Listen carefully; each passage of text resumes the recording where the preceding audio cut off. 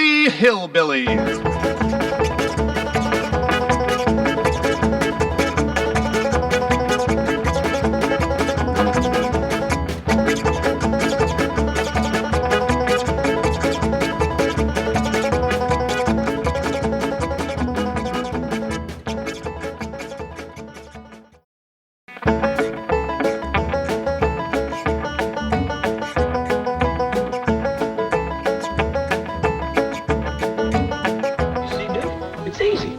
Just throw this stick out yonder, you pick it up and fetch it back.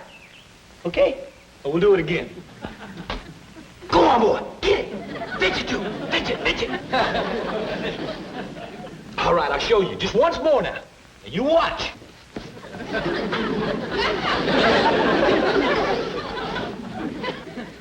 Catch on, Duke? Catch on, boy. Do it once more.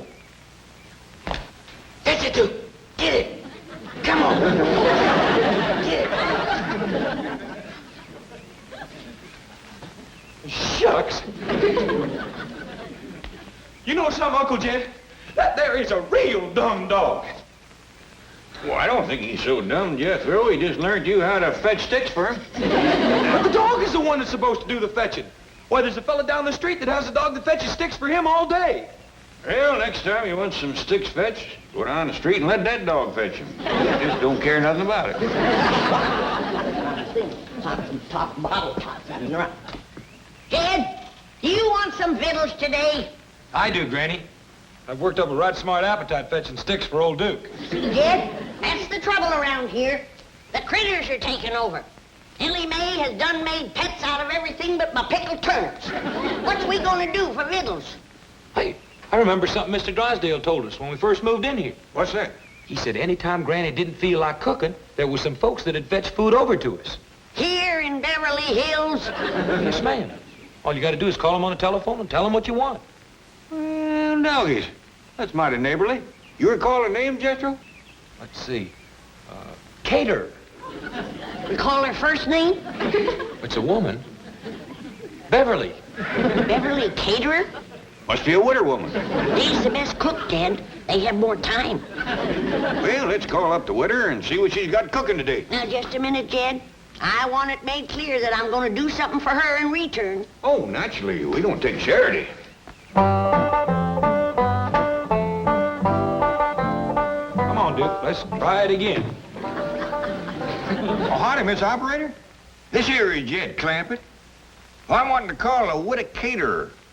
Beverly's a Christian name. I don't rightly know what her late husband was called. Anyway, she's the one that cooks the food and takes it around to folks. Yes, ma'am, that's it. Beverly Caterer. Oh, caterers, is it? More than one. Looks like the widder's got some young'uns to help her. That's good, Jed. Most times they leave home, just when you... Well, thank you, ma'am. What was that you saying, Granny? I was saying that most times the young'uns leave home, just about the time that you're... Well, howdy to you, Miss Beverly Caterer. This here is Jed Clampett. Sounds like a right friendly woman. Howdy, Beverly, this here's Granny. I'm a widow myself. And I was just saying to Jed, it's nice when the young'uns stay home to help you. So many times they leave just when you need 'em most. I'll let you women folks talk about the victuals, but first I just want to say if you ever need a fence mended or well dug or any heavy work at all, you just call on Jethro and me. Now, here's Granny. Beverly, what you got on the back of the stove this morning? I don't want to put you to no extra trouble. Huh? Well, me, I'm partial to baked possum, but we'll take jowls or fatback or sow belly. Any kind of meat will pleasure us considerable. What's that? Bunch of nuts. Well, you can send them along. But I'll tell you right now, the critters will get the bulk of them. Now tell me something we can do for you, honey. Do what?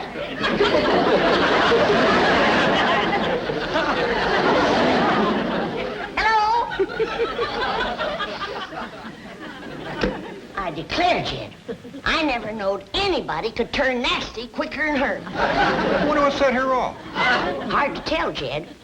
A generous woman like her probably gets took advantage of a lot. And tired to boot, I reckon. Uncle Jed, I can't learn this dumb old dog to fetch his stick. Well, Duke ain't about to waste his time chasing a piece of wood. He's a hunting dog. Well, can I take him hunting then? I'd like to see him chase something. Praise be. That's an idea that might put some fresh meat on our table. All right, boy. It makes more sense than fetching a stick, especially the Duke. You want to come along, Granny? No, I better stay here and guard my kitchen. Okay. Come on, Duke. Let's get the guns. Guard your kitchen against who, Granny? Against Ellie's critters, that's who. They's beginning to take over. Why, I can't hardly... That little rascal learned to open the icebox. Them's the last of my pickle pawpaws. Come back here, you hairy little varmints. Get your paw picking paws off of my pickle pawpaws. Howdy, Miss Beverly. It's me, Jed Clampett. Sounds like you're in the right friendly mood again. Jethro's going out to shoot us some fresh game meat, and the monkey got in the icebox, and Granny's right upset.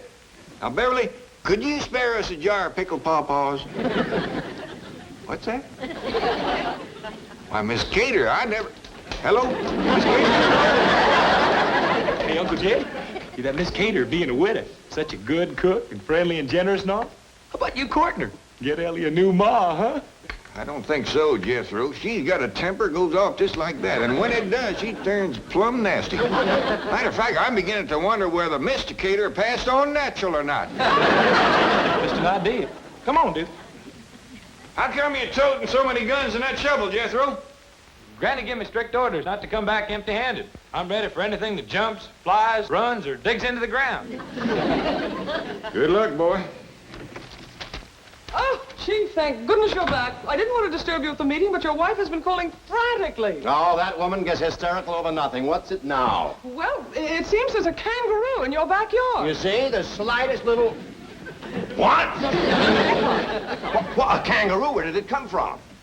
Australia. That's the only continent where... Oh, I know that. How did it get in my backyard? Well, your wife was rather incoherent, but Ravenswood said it's from the Second National Bank of Melbourne. Second National Bank.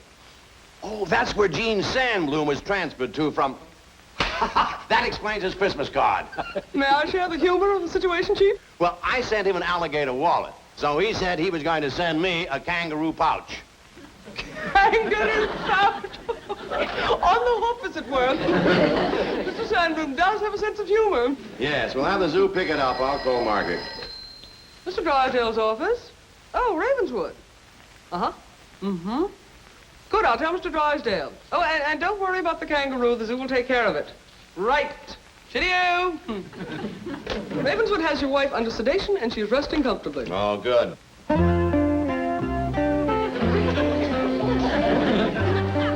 Here we are. A bit of mutton and Yorkshire pudding should hit the spot. You may be from down under, but we're all part of the empire. Oh, drat. The zoo must have already come for you. Oh, I'm gonna cook up a rabbit stew. Soon as Jethro shoots me one or two, then we'll all sit down to the table and we'll eat, and we'll eat.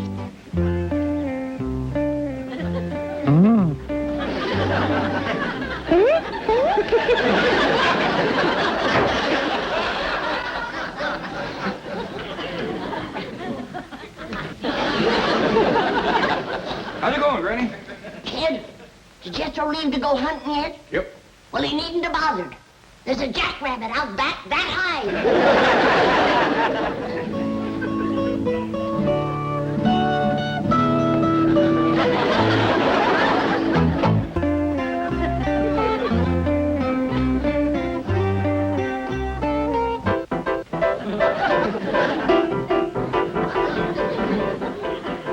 Now, you hold on, Jed Clampett. I tell you, I ain't touched a drop. And there is a giant jackrabbit out in our backyard, and it is this high. Granny, you and me has seen some good-sized jacks in our day, but not 5 foot tall. Kid, there's a lot of things we never seen back home that we are seeing out here. And that's one of them. A piano playing, icebox opener, paw Filford ape. All right, Granny. I'll go take a look at your jackrabbit.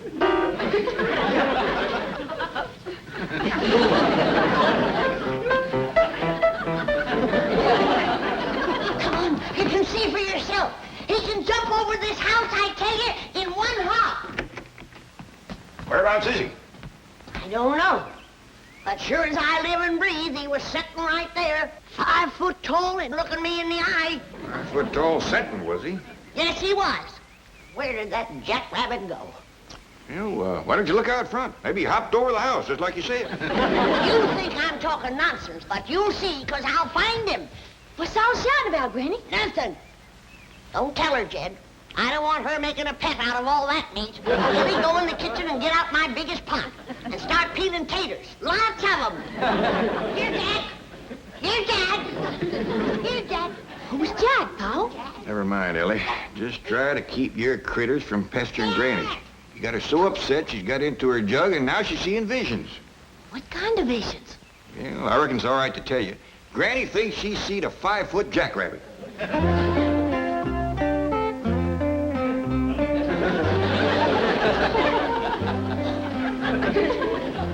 Howdy, Mr. Jackrabbit. The weather's turned off real nice, ain't it? There's mighty fine clover out there on the lawn if you want to fatten up. I mean, if you're hungry. Don't you go away. There's somebody I want you to meet. I'll be right back. Jed, come on running. I found him. Come quick.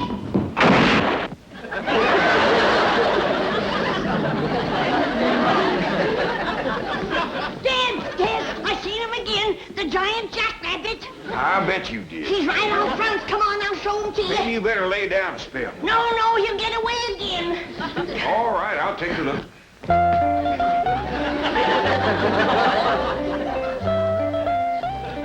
You see him, Jed?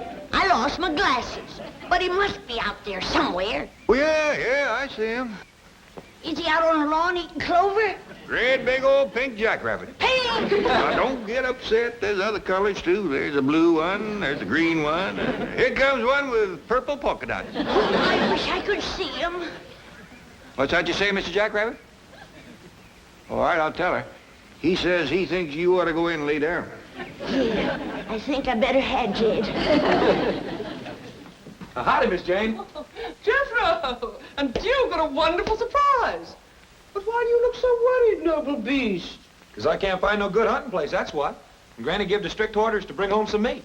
Oh, Jethro, food should never be a problem to people of your means. There are markets, supermarkets, caterers. Uncle Jed called that there Beverly caterer, and he got mean-mouthed something awful. Mean-mouthed? Yeah. He says she's the nastiest tempered woman that ever answered a telephone. Well, Mr. Drysdale shall hear this. The bank has a substantial interest in Beverly caterers. You wait here. Well, howdy, Beverly. This is Jed Clampett. You're sounding right pleasant again. Now, wait, ma'am. I ain't called to ask for victuals. It's just that Granny's laying down with a right smart headache. I was wondering whether you could fix her a poultice. Tell her to do what? Well, I don't hardly see how that could help a headache. Now, wait a minute, man. Don't go flying off the handle. Hello? Hello? No two ways about it. That woman has got a temper like a wet hornet. Hello, Beverly caterers. One moment, please. Hello. Have you spoken to a Mr. Jed Clampett today? What? Now, just a minute, young lady. What is your name? What do you mean, put and tame? Now, you put Mr. Tinsman on the phone and tell him it's Milburn Drysdale calling. Well, the nastiest tempered young woman I ever spoke to.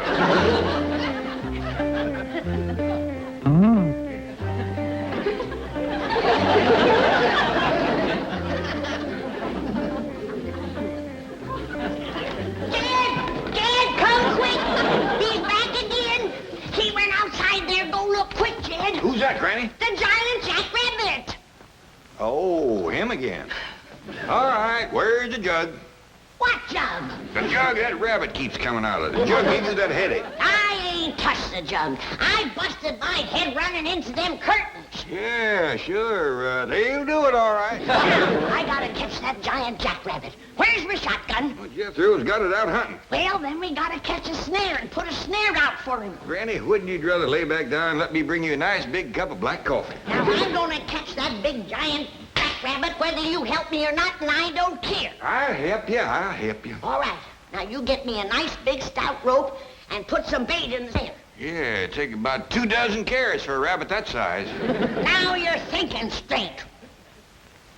Yeah. Just took me a while. Jethro. A restitution is about to be made. Yes. Now, give your Uncle Jed a message from Tell me. him that the young woman who was so rude on the telephone will arrive in person to offer her abject apologies. Yes.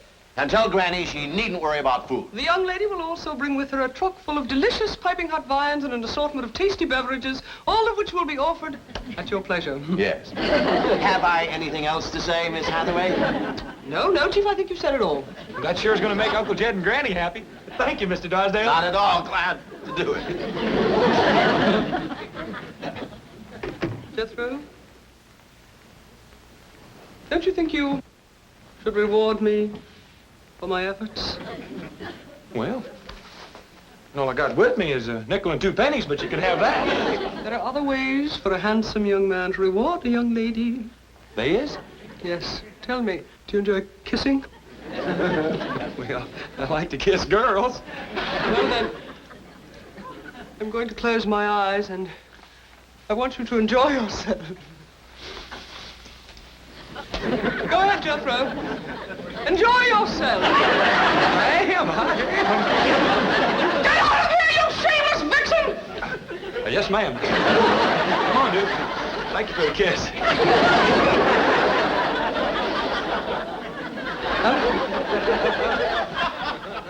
Now, let's see. If I was to tie another rope onto the bottom of that limb, pull it down, and then take my loop and put some carrots in it. Howdy, Mr. Jackrabbit. Would you like to step into my kitchen? You ain't gonna get away from me again, I can tell you that. Now, are you gonna come peaceable, or do I have to take you by force? Ooh.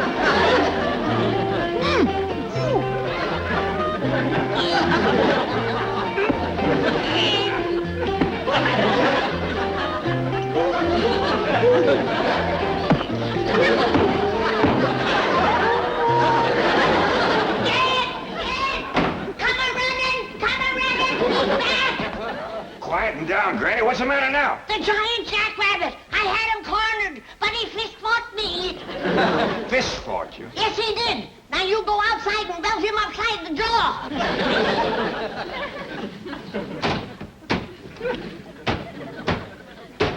Granny, where are you hiding them jugs?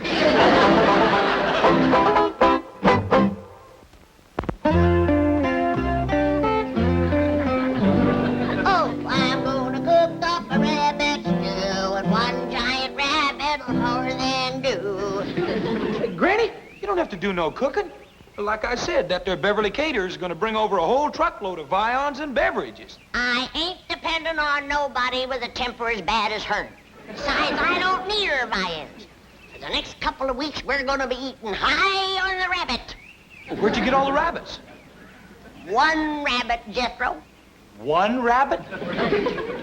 He must be a whopper. Remember those big mountain jacks we used to see back home? Yeah? I seen me a jackrabbit that could put a pair of them in his pocket. In his pocket? Sure. He stands 5 feet tall and he has a pocket right. You don't believe me, do you? Oh, yes, I do, Granny. No, you don't. Oh, Granny, I sure I do. No, you don't. All right, I don't believe you. How dare you call me a liar?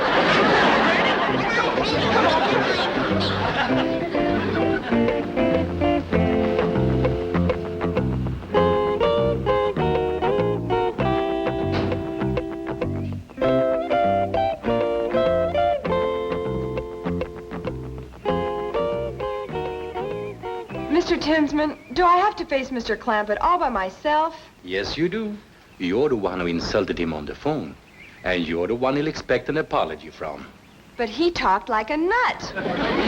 Miss Billington, a man as rich as Mr. Clampett may talk like an eccentric, but never like a nut. I sure hope he'll forgive me. He'll forgive you. If he's anywhere between 15 and 95, he'll forgive you. I'll take the food round to the kitchen.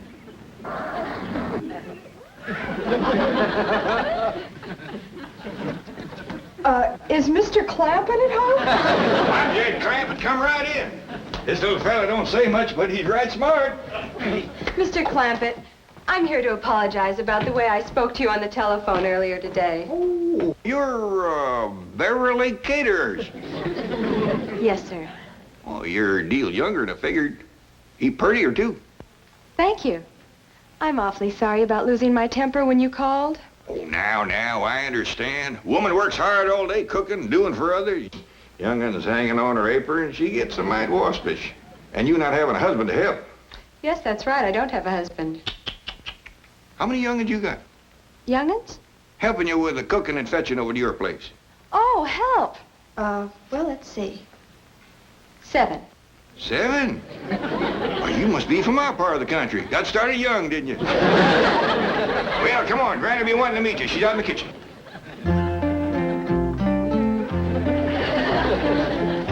I got you, you big overgrown rascal. Now you're coming into the house to show you to Jed. And then you're going into the stew. That's where you're going. Oh, that's Mr. Tinsman at the back door. He's my boss.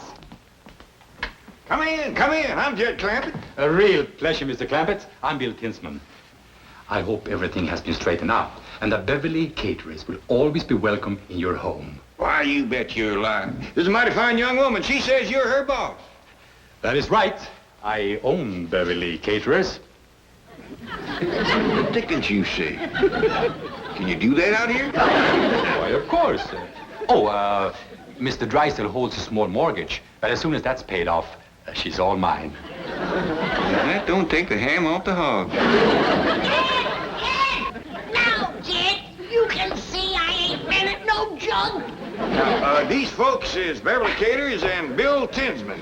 These are the ones that does all the cooking. I hope we can cook for you, Granny. You can commence with this one. I caught him, now you can cook him. Why, you little varmint, you untied my giant jackrabbit. Giant jackrabbit. Yes, my giant jackrabbit. That's what I wanted you to cook for me. He stands about 5 foot tall, has brown eyes, and a pocket right here. Now, don't you go away. I'll go get him for you. Granny, wait a minute. We'll be back directly. You all go in the parlor and let the little fella play piano for you.